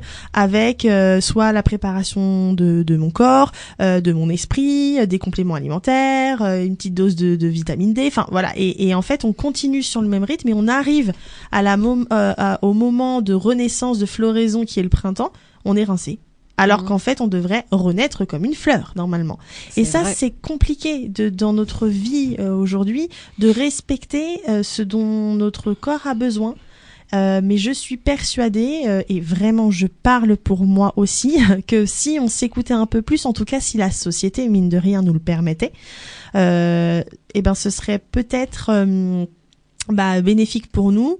Ça réduirait peut-être des dépressions, des burn-out et des pétages de câbles à l'approche de l'été, parce qu'en plus de ça on a une charge mentale et une société qui nous oppresse un peu avec le summer body et leurs compléments alimentaires qu'on entend et qu'on voit à la télé. Donc on a vraiment ce stress en plus en se disant oh là là, mais mon corps ne ressemble pas du tout à ça parce que j'ai encore mes kilos de cet hiver, et au final comment je vais faire pour m'habiller, me promener en toute tranquillité à la piscine ou sur la plage, tout le monde va me regarder, etc. Et en fait, pour moi, ça emmène encore un stress supplémentaire. Moi, vous pouvez même pas savoir à quel point les beaux jours me stressent parce que je me dis, ok, alors attends, tout l'hiver, j'ai pu me cacher. Là, je vais avoir chaud. Va falloir du coup que je mette des choses plus courtes, plus près du corps, enfin, juste des choses estivales. Et pour moi, ça, c'est une source de stress parce que je peux avoir tendance à me mettre une pression par rapport à la société et au regard de l'autre. Donc ça veut dire que tu donnes beaucoup de pouvoir à la société. Oui. Donc on peut de moins en moins. Vraiment, je travaille dessus, mais j'en témoigne parce qu'il y a une période où c'était vraiment trop. Je te taquine parce que moi 10 ans en arrière. mais en fait, c'est-à-dire que la liberté, elle est intérieure, c'est âpre à la conquérir parce qu'on a tellement à déconstruire. C'est ça. C'est-à-dire arriver à pouvoir s'affranchir des dictats de la norme, en fait, qui est qu'une norme sociétale, mais qui n'est pas notre réalité à nous. C'est-à-dire, ça demande un effort et d'y revenir et encore et encore. C'est ça. Et alors, tu as introduit plusieurs thèmes, donc la chronobiologie, c'est-à-dire, est-ce qu'on est connecté ou pas avec Chronos, le temps des saisons, de notre saisonnalité, en sachant qu'on est aussi très différents. Et d'ailleurs, dans la nature, il y a des animaux qui sont très rapides, très lents. Et même nous, on a des tempéraments plus ou moins différents. Et c'est intéressant quand on prend le temps d'aller se faire parfois soigner avec d'autres médecines qui sont complémentaires à celles qui existent ici, la médecine chinoise, la médecine ayurvédique, qui tiennent en compte nos tempéraments, les saisons, et comment aussi nos organes sont en lien avec ces saisons, et comment elles sont parfois à soutenir en hiver, comme tu l'as dit, et en été, effectivement, il y a une régénération. Et c'était très troublant. Moi, en faisant l'émission, j'ai vu qu'un médecin parlait que notre foie, par exemple, dans notre corps, il y a des choses qui se régénèrent très vite. Par exemple, le foie. Si vous lui enlevez même 3/4 d'un foie qui doit être abîmé, j'imagine par une pathologie invalidante grave, il va mettre 4 mois. Donc, c'est assez saisissant, notre corps. Il a une capacité à se régénérer. Comme d'ailleurs la nature, quand il y a eu des tempêtes, on voit comment la forêt peut se régénérer sans trop d'intervention humaine. Oui. Donc, j'invite tout le monde à travailler le déconditionnement, de déconstruire et d'aller regarder qu'est-ce qui me ligote et qui m'empêche d'être moi. Pour moi, nous sommes des êtres spacieux, et quand on regarde comment on est fait, on n'a que du vide en nous, en fait. Le côté solide, il est infime. Donc, qu'est-ce qui fait qu'on n'a pas aspect à ce côté espace spacieux, même dans nos choix, dans nos vies? On voit bien tout le poids des conditionnements et de nos héritages aussi. Bien sûr. Ouais, c'est non, mais je réfléchis en même temps et je trouve ça inspirant ce que vous dites. Mais j'allais ne pas être d'accord avec ce que Marie-Ange disait, mais bon, voilà, elle m'a remis dans le rang, parce qu'en réalité, quand tu disais on est vide, et j'allais dire, et pour autant on peut se sentir lourd de plein de choses. Et je suis pas nécessairement pas d'accord là finalement en t'écoutant, mais ma réflexion c'est celle-là. Je me dis, on est quand même finalement lourd de plein de choses, lourd de notre corps, de notre et puis finalement lourd dans nos têtes, par nos pensées, par plein de choses, et puis finalement quand on dit qu'on est vide, finalement on est rempli de plein de choses. On est rempli à 70% d'eau. Oui, c'est ça. On a du sang, on a de la matière, on a tout un tas de choses. Et pour autant, quand on ne va pas bien, on le matérialise souvent juste par l'esprit, par la tête, et pas par le reste. Alors que finalement, ce qui est entre guillemets plus petit chez nous, c'est quand même là le cerveau, même si c'est le plus puissant et puis le plus je vais dire le plus entraînant. Et donc voilà, je réfléchissais à ça, je me dis en réalité on pensait que c'était simple, mais ça a l'air plus complexe que ce que ça ne paraît en réalité. En fait, c'est sur le plan physique que je parlais, qu'on est normalement on est fait plus d'eau et de vide, mais c'est vrai que tu as raison de parler de lourd et léger, c'est-à-dire si on travaille au niveau du corps et toutes les approches énergétiques sérieuses, où on est bien enraciné, et on décolle pas là, voir les étoiles, les anges, et puis on oublie la réalité du terrestre. Dès que on sent que c'est lourd, d'ailleurs, dans notre corps, ça c'est une modalité qu'on retrouve dans une pratique énergétique. On vous demande, quand tu dis ça et quand tu vois ça, tu visualises ça, comment tu te sens? Si tu arrives déjà à sentir ton corps, parce que tout le monde ne le sent pas, tu sens qu'il y a de la lourdeur, c'est quelque chose qui n'est pas ajusté et bon pour toi, ou qui résonne comme étant ta vérité dans le moment présent.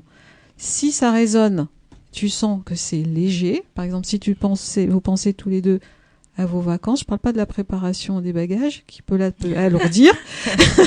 Si tu penses, je suis dans mon lieu, voilà, il y a un espace que je visualise, que ce soit la mer, la montagne. Est-ce que déjà ça va amener un sentiment de légèreté dans ton corps?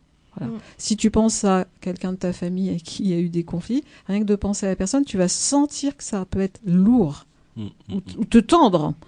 Et vraiment, moi je trouve que s'il y avait juste ça à faire déjà tous les jours, dire lourd, léger, lourd, voilà, comment tu te sens avec ça? Déjà, vous apprenez beaucoup de choses et vous pouvez peut-être avoir un début de changement, de transformation dans votre réalité.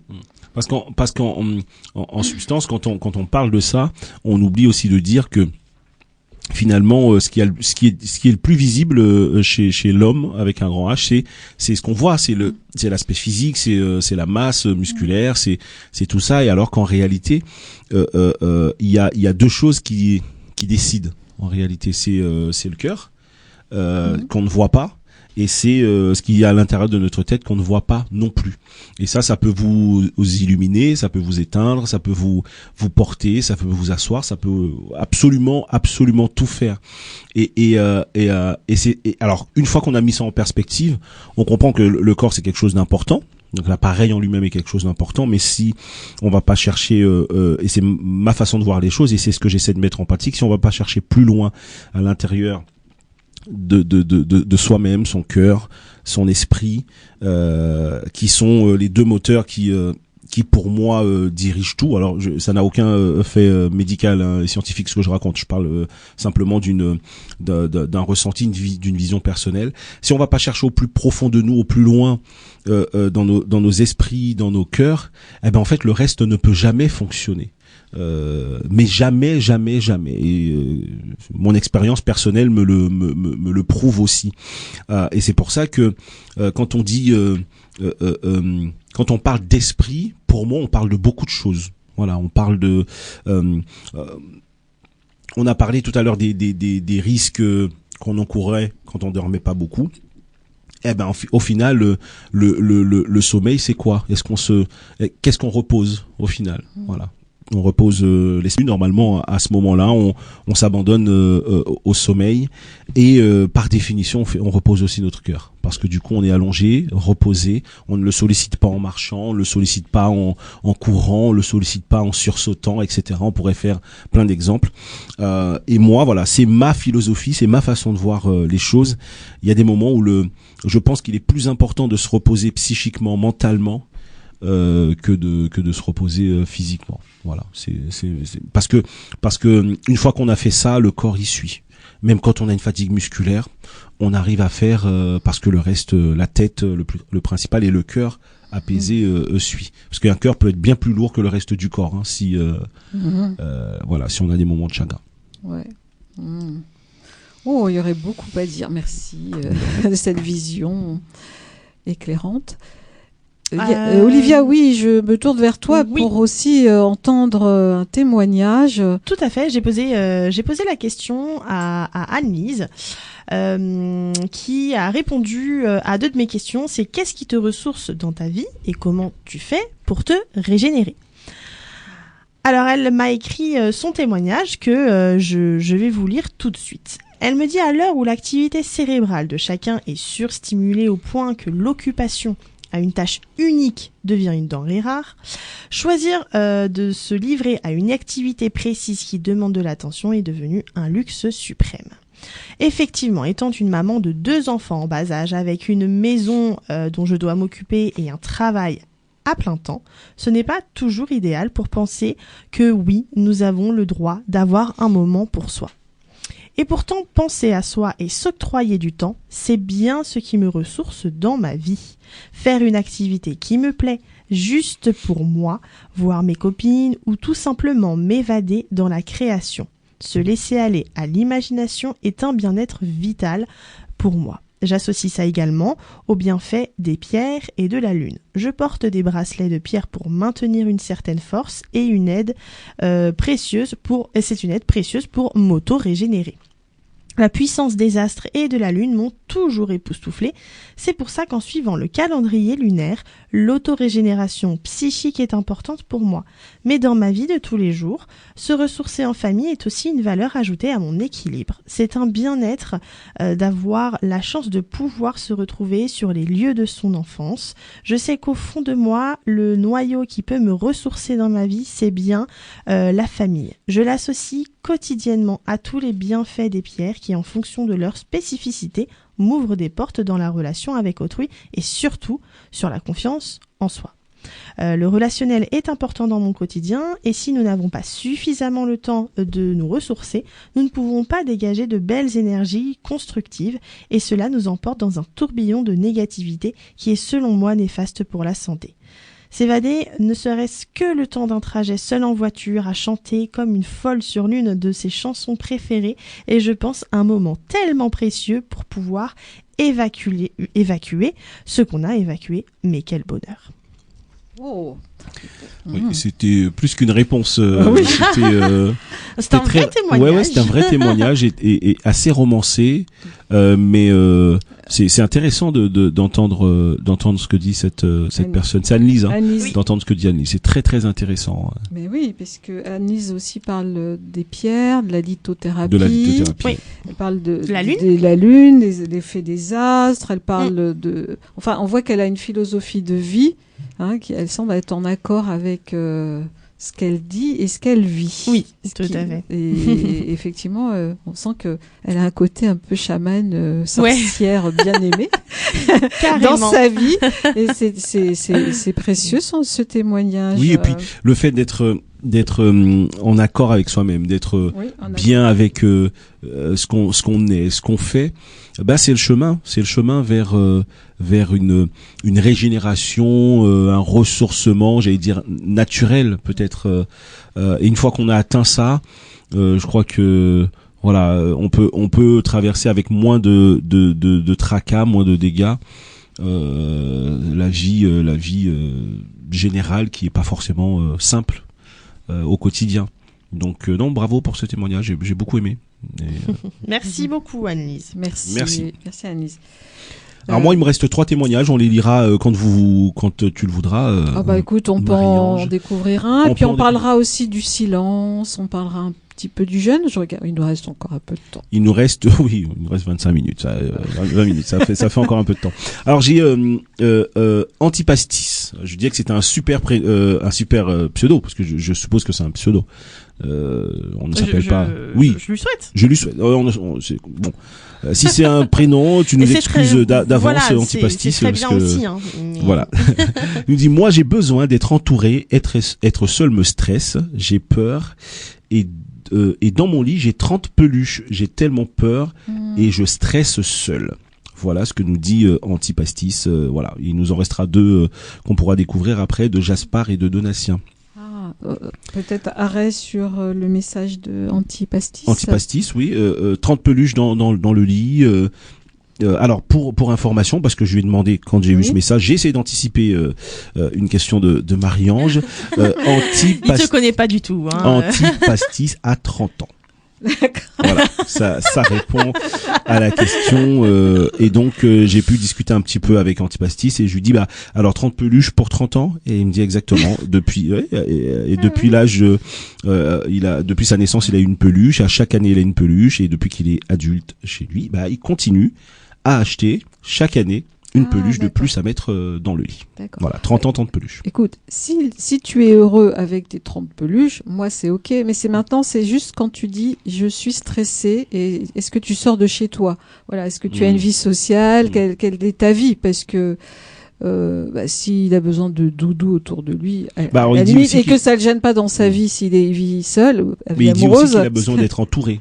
Voilà. Parce que être seul le stresse, donc il a besoin d'être entouré. C'est ce qu'il dit. Moi j'ai besoin d'être entouré parce qu'être seul me stresse. Alors c'est peut-être pour ça qu'il a 30 peluches. Je sais pas. C'est quoi être seul? Parce que tu vois, on sait pas c'est quoi sa vie. Tout à fait. Après, ce qu'il faudrait aussi qu'il voit avec lui-même, c'est si il connaît la raison de cette peur d'être seul. Finalement, le point de départ de ce stress qui jaillit dans des moments de solitude. On parle très souvent de l'enfance, mais est-ce qu'il y a un choc? Est-ce qu'il y a un traumatisme? Est-ce qu'il a déjà essayé d'aller plus loin et d'aller voir justement un spécialiste sans pour autant parler de psychologue, hein. Il existe, on en a parlé tout à l'heure, tout plein de possibilités aujourd'hui pour essayer de mettre le doigt sur ce qui a pu se passer parce que là, sans pour autant être dans une dépendance ou dans quelque chose de compulsif, je suis sûre qu'il a du mal à s'empêcher de pas en acheter des peluches. Alors c'est un rituel certainement, mais est-ce qu'il n'y a pas quelque chose à casser et à réparer, à guérir? Alors action-réaction. J'ai envoyé un message immédiatement à Antipastis. Je lui ai demandé sors-tu de chez toi? C'était Bah la oui, question. c'est Hein. ça, ouais. Sors-tu de chez toi? Qu'est-ce que ça veut dire être seul? Alors il me répond, j'ai une activité professionnelle épanouissante, je sors très régulièrement, j'ai besoin d'être entouré et aussitôt que je rentre chez moi, je sens un grand vide que je ne m'explique pas et j'ai besoin immédiatement d'avoir avec moi quelque chose qui m'est cher, d'où les peluches. Je croyais ne plus en avoir besoin. J'ai arrêté à mes 24 ans, jusqu'à mes 26 ans. Et puis j'ai rattrapé le temps, puisqu'à mes 27 ans, j'en ai racheté 4. Voilà. Okay. Donc il répond quand même. Ouais. Bah, déjà, t'as une vie professionnelle, tu Oui, sors. voilà ce que dit. Donc c'est le vide. C'est le vide quand je suis c'est pas du chez direct, mais ça y ressemble quand même. On y est complètement. Et je rejoins ce que disait Olivia, c'est-à-dire il y a sûrement une blessure très ancienne, hein, parce que les peluches, ça me fait penser doudou, et doudou, ça s'appelle l'objet transitionnel, c'est-à-dire qui remplace l'adulte référent qui est souvent la mère ou celui qui a la fonction maternelle et maternante, et c'est comme s'il avait besoin d'être doudouisé là avec ces doudous qui amènent de la tendresse, du réconfort, une présence, et puis les doudous c'est doux. Hein, souvent. Donc il y a sûrement quelque chose du lien dans le lien d'attachement à les voir. Et puis est-ce qu'il a envie d'avoir une vie amoureuse? Est-ce qu'il en a eu? Et est-ce que ça le bloque aussi pour pouvoir être aimé sur le plan amoureux? Déjà je me pose la question. Est-ce qu'il s'aime lui-même? Et je vais rectifier parce qu'il dit le mot stress, mais on va utiliser le mot angoisse. Pour moi il y a une angoisse existentielle. C'est-à-dire je ne peux pas être même... Ça me fait des palpitations, j'en tremble. Il faut que j'anesthésie ce vide par mes doudous ou peut-être par des activités ou du son ou des écrans. Je sais pas ce qu'il fait en plus des doudous, mais s'il est dans le silence, ça m'étonne. Mais à voir. Et je vois que tu voulais réagir. Donc déjà, il y a à aller voir qu'est-ce qui s'est passé pour lui avant. Et ensuite, qu'il se pose peut-être la question, entre ses 24 et 26 ans, il a arrêté. Et il a repris après. Et qu'est-ce qui s'est passé en fait pendant ces 2-3 ans où il a réussi à arrêter? Est-ce que ça allait mieux dans sa vie? Est-ce qu'il était en couple? Pour savoir en fait ce qui a fait qu'il allait mieux. Ou alors est-ce que ça a été une vraie souffrance de ne pas en acheter et il s'est juste fait violence? Donc voilà, message envoyé, hein, on va voir s'il y a une on va suivre le dossier. Voir s'il y a une réponse Alors moi je tenais à préciser parce qu'on n'en a pas du tout parlé, mais j'en ai souvent entendu parler et là j'ai trouvé un écrivain qui en parle. On essaye depuis le début de trouver, en tout cas de vous dire ce qui pourrait aider à se ressourcer, à se régénérer. On a parlé de tout plein de choses, mais moi j'ai toujours entendu que une activité sexuelle, c'était aussi important et ça pouvait réduire le stress. Je sais pas ce que t'en penses, Marianne. Si, c'est une réalité. Et du coup, j'ai sur un site, donc c'est la sexologue Magali Crozet-Calisto qui a répondu sur le site Pourquoi Docteur à une interview parce qu'elle avait sorti le livre moins de stress grâce au sexe. Voilà. Et en fait, elle répond à la question comment la sexualité permet-elle de déstresser. Et donc elle dit les effets du stress sur la sexualité sont pluriels. Il ne faut pas oublier que le stress est au départ positif. Il nous permet de réagir à une agression. Il devient négatif s'il dure trop longtemps ou s'il est trop intense. Ses effets sont cardiovasculaires, il entraîne des troubles musculo-squelettiques, un déficit immunitaire, des burn-out, des fatigues généralisées, des insomnies et des addictions.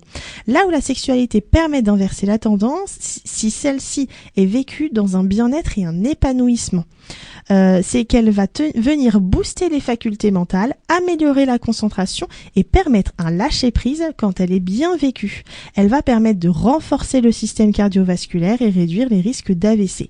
Une étude menée en Pennsylvanie il y a quelques années a montré comment les personnes qui ont au moins 2 rapports par semaine diminuent de moitié les risques cardiaques et d'AVC. Et elle dit, on voit aussi que la sexualité renforce le système immunitaire, ce qui est positif par rapport au virus puisqu'elle augmente des taux d'anticorps dans l'organisme et c'est également un antidépresseur naturel. Et puis bon, après, je vais pas rentrer dans le détail médical parce qu'on parle après voilà du point de vue neurologique, neurobiologique, etc. Mais voilà, je ne dis pas trouvez-vous un partenaire tout de suite, etc. parce que c'est pas du tout mes propos, mais c'est quand même une manière naturelle de réduire son stress, mais entendez bien, il faut que ce soit une pratique qui est voulue et qui est comment dire voilà, consentie pour que ça fonctionne et que ça permette un lâcher prise, je précise. Non mais c'est important ce que tu dis. Merci d'en parler parce que alors moi il y a la sexualité et il y a puis toute la sphère de tendresse, de câlin qui est bien sûr est important. Alors moi ça m'amène à une réflexion, c'est-à-dire que bien sûr que l'acte sexuel, l'acte amoureux, l'érotisme va amener tout ce que tu as décrit, mais je me pose la question aussi. Et tous ceux qui n'en ont pas, c'est-à-dire est-ce qu'ils vont avoir une baisse d'immunité, ils vont être pas bien. Bien sûr qu'on sait que c'est pas vrai pour tout. Enfin, on peut pas répondre comme ça. Et attention parce que certains vont s'engouffrer. J'entends déjà dans le cabinet. Oui, elle veut pas. J'en ai marre. Mais ça fonctionne pas comme ça. Donc voilà, oui, c'est important de le dire parce que ce n'est pas un médicament. Alors. En fait, je me pose la question de où est le sentiment d'extase, parce que qu'est-ce qu'on recherche dans la sexualité ? Pour moi, en tout cas, c'est le bien-être et une communion avec l'autre. Ouais. Et il y en a, ils vont juste s'en servir. Alors, pas tous, je vais pas généraliser, comme ça me fait du bien. Bon, je vais parler très crûment, je vais être irrévérencieuse. Vas-y. Je me vide les couilles, on l'entend. Des fois, quand on a les oreilles, on entend. Et c'est pas ça, quoi. Enfin, ça peut être ça. Je n'ai pas de jugement moralisateur. Pour que ça fasse du bien réellement au corps, il faut que ça soit fait dans un certain contexte. Voilà. En fait. Et en fait, je me demandais pour tous ceux qui veulent connaître l'orgasme, est-ce qu'on peut vivre de l'extase dans notre vie ? Voilà. Voilà. Est-ce qu'on peut avoir, parce que qu'est-ce qu'on recherche quand on fait l'amour ? C'est aussi, on n'a plus la notion de temps, d'espace, des corps sont en fusion et on est ailleurs et on vit c'est un feu d'artifice, quoi. Donc, où est-ce qu'on vit ça en dehors même de l'acte sexuel ? Voilà, c'est ce que je pose aussi à cette sexologue. C'est-à-dire, je pense qu'on cherche aussi en nous ce désir de dépassement de soi, d'union avec le cosmos. Voilà, que peut faire l'amour. Bah, en fait, deux corps. Et de deux âmes et de deux cœurs. Oui, mais en fait, je pense que, pour pas qu'ils s'en servent notamment dans les séances, mais parce que soit ils n'en ont pas, donc forcément ils peuvent pas aller bien. Non, encore une fois, là, moi je disais, c'est une piste parmi tant d'autres qu'on a déjà citées, et c'est totalement remplaçable parce qu'en fait qu'est-ce qui se passe pendant les actes sexuels consentis et bien vécus ? C'est une hausse de la dopamine, de l'endorphine et de la testostérone, y compris chez la femme. Et en fait, cette hausse du point de vue, comme ils disent, neurobiologique, donc ces hausses d'hormones, on les retrouve en pratiquant d'autres choses, même le sport. Il y en a qui se mettent au sport. C'est dur de se mettre au sport, mais c'est vrai qu'une fois qu'on s'y est mis, pour certains, c'est impossible de s'arrêter. Et pourquoi ? C'est pas juste leur cerveau, c'est parce qu'en fait, ils ont réussi à avoir une hausse de leurs hormones du bien-être pendant leur pratique, et après en fait ça devient une drogue. Donc il y a plein de choses, je pense, comme aller au théâtre. Pour certains, ça va être une extase. Enfin, comme faire du dessin, ou Annelise nous parlait de créativité, elle a besoin de créer pour se sentir bien. Et en fait, ça, ces moments de bien-être, c'est ce sentiment de plénitude, on peut l'atteindre avec tout plein de choses. Merci pour ces précisions, Olivia, et je me tourne vers Yannick pour entendre un autre témoignage. Oui, alors la suite c'est une du réponse. dossier. C'est une réponse puisque du coup, alors nous on n'est pas en direct, vous le savez, puisque cette émission est enregistrée, donc on a un réseau, comme vous le savez aussi, qui est un réseau très réactif. La preuve, c'est que même en plein après-midi pendant un enregistrement, on arrive quand même à trouver du monde pour nous répondre. Alors, je m'excuse pour ceux qui auraient laissé d'autres messages et qu'on n'aurait pas eu le temps de lire, mais il faut dire qu'Antipastis nous nous a un peu intrigué et donc on a pu pendant l'enregistrement de cette émission, ça se passe maintenant là tout de suite pendant qu'on enregistre cette émission, j'ai pu avec mon téléphone enregistrer ce que vous étiez en train de dire, lui envoyer ce message vocal qu'il a écouté puis répondu, tout ça en l'espace de 20 minutes. Mais quelle réactivité, Yannick. Et Antipastis, c'est surtout Antipastis qui est réactif, ouais. Qui est réactif. Alors, il dit: merci pour votre message vocal, les filles. Vous avez des voix douces. Eh bien, une émission serait trop courte pour vous raconter, mais je suis l'éternel meilleur ami pour les femmes. Donc mes relations ne durent pas, car quand je n'arrive pas à être autre chose que le meilleur ami. J'ai arrêté à 24, 25, 26 ans pour la relation de ma vie. J'ai mis au grenier mes peluches car elle ne voulait pas dormir avec un enfant. Et elle est partie parce que j'avais changé. J'étais anxieux à la maison car en réalité, chez moi, c'est mon Disney à moi, mon monde enchanté. Et je me suis rendu compte que je m'enfermais peut-être aussi avec mes peluches. Je disais ne pas aimer être seul, mais malgré tout, je me sentais en sécurité avec elle. Donc je suppose qu'il parle des peluches.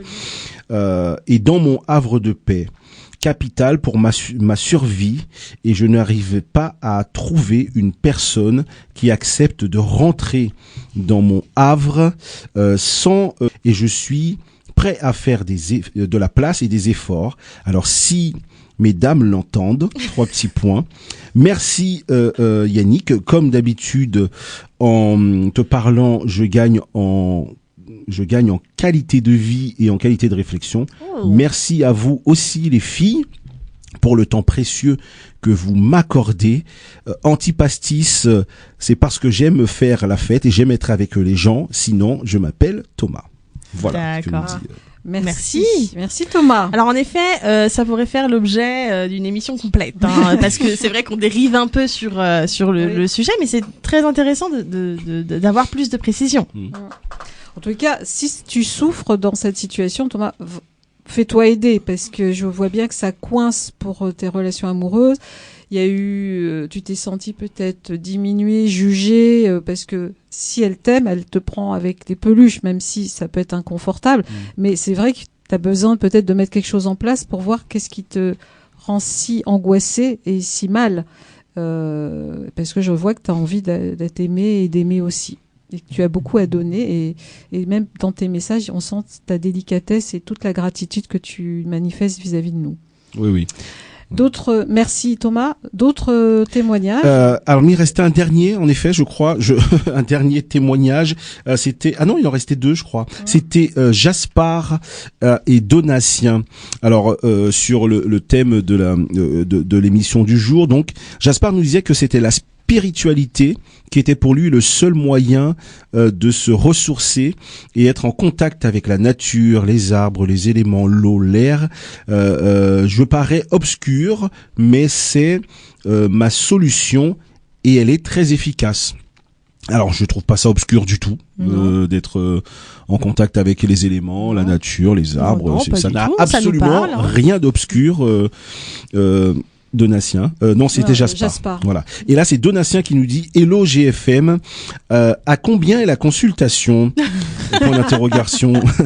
Car vous êtes des médecins, tant vous traitez de sujets qui nous impactent positivement. Besoin de vos lumières, nous dit Donatien.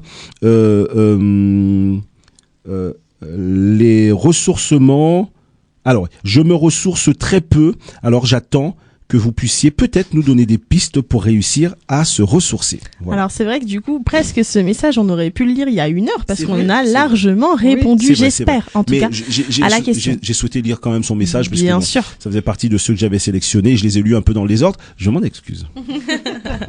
Non mais tu fais très bien ton travail, Yannick. Le temps passe très vite. Très vite, ouais. On va peut-être dire rapidement d'autres activités qui aident aussi à se ressourcer, et bien sûr prenez le temps tout seul, chacune, pour voir qu'est-ce qui vous fait du bien et vraiment de développer ou de cultiver ça. Et vous avez déjà entendu dans les témoignages, y compris les nôtres, c'est ce qui peut aussi vous stimuler, vous donner des idées, et puis apprenez à vous connaître et à connaître les besoins de votre corps. Hein.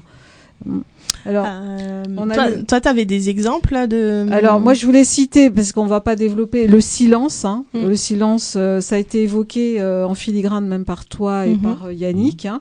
Ça a vraiment des effets énormes sur notre cerveau. Ça nous libère du stress, de la tension. Et autre chose, le silence est l'élément dans lequel se façonnent les grandes choses. Et c'est vrai que même pour nous et les enfants, nous avons besoin de ces espaces de silence pour que jaillisse l'inattendu, l'extraordinaire et les super idées et inventions qui nous font tant de bien dans le monde. On a parlé aussi de la naturopathie, hein, qui a des processus de détoxination avec des processus naturels où on va vraiment toucher les cellules, permettre aux déchets de s'éliminer. Enfin bon, je passe et les toxines parce que ça sera un peu long. On a dit le jeûne. On n'a pas développé, mais on a parlé après avoir écouté Michel Simès, mais il y a le jeûne. Alors le jeûne, il y aurait beaucoup de choses à dire, hein, parce qu'il y a des médecins, il y a des études scientifiques qui montrent les effets sur le corps, sur la régénération, tant sur l'esprit que sur le corps, la biologie. Le jeûne intermittent qui est très en vogue chez beaucoup, et les effets, bien sûr, ça doit se faire de manière consciente, peut-être parfois accompagnée pour pas faire n'importe quoi. Ça ne correspond pas à tout le monde. Il n'y a pas de réponse générale en fait. C'est vraiment affaire de personne. Voilà, Yannick il déjeune pas le matin, mais ça lui correspond. Voilà, moi je sais que je ne déjeune pas souvent le matin, mais ça me correspond. Et je ne vais pas aller faire 3 repas pour me sentir engoncé, pas bien, englué et puis perdre de l'énergie alors que j'en récupère comme ça. Et surtout à cette saison-là aussi. Ouais. Et donc, d'autant plus que tu vois, moi je m'interdis pas de petit déjeuner. En plus c'est juste voilà, c'est pas un dictat. Non, c'est pas un dictat et quand je petit déjeune, je prends plaisir en plus à le faire hein, j'ai pas de souci avec ça, mais c'est vrai que naturellement c'est plus un repas et on a des périodes dans nos vies qui sont pas forcément toujours avec des cycles on peut avoir des cycles récurrents pendant 1 an, 2 ans, 3 ans et puis modifier les choses en fonction de nos besoins et moi je me sens très bien comme ça hein, j'ai pas de difficulté. Et puis la méditation, bon là vous allez voir il y a beaucoup de documentaires, d'articles sur les bienfaits de la méditation hein, donc regardez, ne vous enfermez pas dans une pratique, moi je trouve il ne faut pas s'enfermer, il faut sortir des dogmes et des dictats et on a aussi toutes les approches corporelles de type yoga, qigong, arts martiaux et d'autres, hein, j'en oublie, qui aussi vont travailler de manière très puissante et surtout avec les praticiens et praticiennes qui incorporent la respiration dans la pratique et là vous allez avoir des effets très puissants, ça va oxygéner votre sang, régénérer vos cellules, ça booste le système immunitaire et puis bon il y en aurait beaucoup à dire et on pourrait même faire l'objet d'une émission sur les impacts de ces pratiques. Alors pour ceux à qui ça ne parlerait toujours pas, toutes les pistes qu'on vous a données, les méthodes, tout ce qui existe, ou alors, et on peut le comprendre aussi, hein, parce que dans des choses qu'on vous a proposées, ça engendre aussi un coût. Voilà pour certaines pratiques. Pour ma part, j'ai 2-3 trucs à vous proposer. Le jardinage.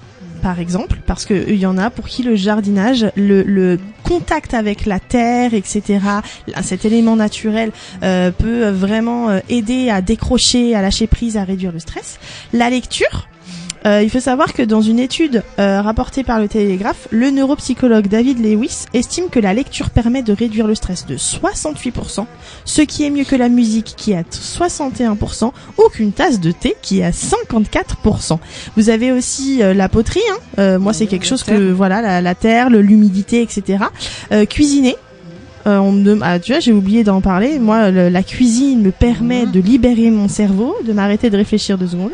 Et puis il y en a qui vont s'y retrouver aussi dans tout ce qui est sudoku, mots croisés, de se concentrer sur quelque chose de précis, permet aussi de faire une pause, je pense. Tout à fait. Donc beaucoup d'effets magnifiques sur nous. Tout à fait. Et le tricot aussi. Oui, bien sûr. Moi, je fais du point de croix et franchement, ça fonctionne. Voilà, ce qui est chouette dans ce que tu as dit, c'est qu'en fait, ça devient méditatif. Donc, vous n'avez pas besoin de faire des ohms en faisant la position du lotus. C'est mais ça. toutes ces activités procurent les mêmes effets. Donc, tout à fait. Ma seule astuce, moi, c'est la musique. Ouais, Voilà. bah, tu vois. La musique. Écoutez de la musique. Plongez-vous dans la musique. Noyez-vous dans la musique. Laissez faire la musique. Mettez votre musique, allongez-vous, fermez les Mais yeux pour beaucoup, là. et laissez faire la musique. eh ben, quelques mots pour finir et clore cette émission ressourçante. Et qui est passée à une vitesse incroyable, Ouais. je trouve. Et c'était une émission formidable et je remercie vraiment toutes les personnes qui ont été aussi réactives pour pouvoir nous aider quand même dans cette émission et dans les témoignages qu'ils ont pu nous donner. Donc merci beaucoup. Et alors vous savez que la saison se termine, on revient très vite. Hein, En fait, on s'absente pas très longtemps. Ouais, pour Parole Vivante. Donc là, on est sur l'émission de juillet. C'est En ça, août, ouais. on est là. Hein. Oui, c'est ça, et ça revient quand même, ça revient quand même assez vite. J'aimerais juste dire à Marie-Ange à quel point c'est pour moi un vrai plaisir et un honneur vraiment de partager une fois par mois ces émissions. On les attend toujours avec impatience. Et alors on sait que c'est une denrée rare, vous nous le dites souvent, mais cette denrée rare là aussi nous maintient dans l'envie de se retrouver, dans l'envie de se revoir, de repartager encore des moments d'émission avec vous sur des sujets qui sont pas forcément toujours évidents, mais qui au final ce que je retiens, c'est qu'on ressort toujours de Paroles Vivantes avec une bonne énergie, avec des solutions, avec des idées, avec en tout cas une énergie positive qui nous est laissée par Marie-Ange, par Olivia et j'espère par moi aussi. J'espère Mais ne bien pas sûr. dénoter. Voilà. Oui. Donc c'est cette saison pour moi était encore une fois extraordinaire et merci Marie-Ange de continuer avec autant de bienveillance et de talent à nous distiller tes bons conseils. Merci Yannick. Mon cœur il fait ouh, il bat la chamade de joie et de jubilation. Merci à toi Yannick aussi pour ta profondeur, ta pertinence et ton humour. Merci à Olivia aussi pour ta réflexion, ton authenticité, ta beauté de cœur et d'esprit. Hein. On a une équipe où il y a du beau, du bon, du juste. Et je retiendrai du cœur. Donc j'ai envie de dire à tous et toutes, ébrouez-vous, faites les foufous comme les animaux, allez remuez le corps là et détendez vos cellules et dans les choix que vous faites, soyez en conscience, en esprit, en cœur et en corps, CORPS et encore parce que c'est tous les jours jusqu'à notre dernier souffle. Olivia. Oh là, bah vous avez tout dit. Hein. Moi, je vais dire tout pareil. Voilà. Tout pareil que vous. Merci pour cette belle émission qu'on aimerait voir nous aussi plus souvent. Mais bon, ce qui est rare et j'ai pas du tout l'expression. Et vous avez compris. Bon. Voilà, nouvelle expression. Merci à tous, surtout tous ceux qui nous écoutez. Si vous êtes en vacances, passez de bonnes vacances. Et si vous êtes au travail, bon courage. Voilà, bravo à tous et merci. À très bientôt.